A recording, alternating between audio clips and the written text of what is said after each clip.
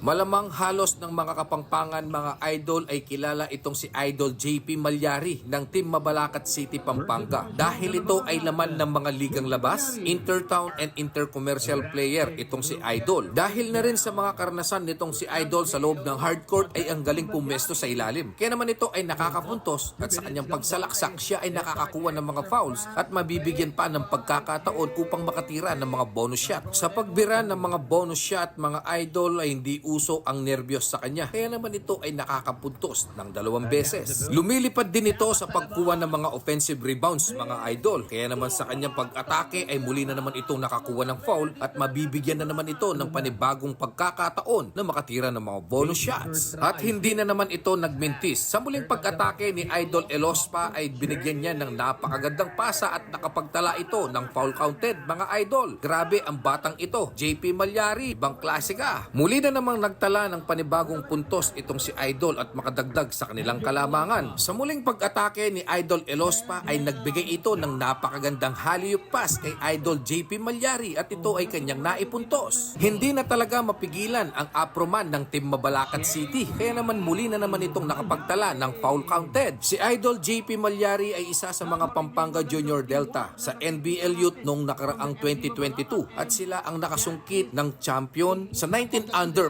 category. Sa muling pagsalaksak ng kanyang teamwork body na si MJ Elospa ay nagbigay ulit ito ng napakagandang behind the back assist at muling nakapagtala ng panibagong puntos itong si Idol JP. Hindi na talaga mapigilan ang dalawang batang ito, Elospa at Malyari ay talaga namang napakalupit. Mga kapampangan bowlers na dapat nating suportahan at ipagmalaki. JP Malyari, luwid ka.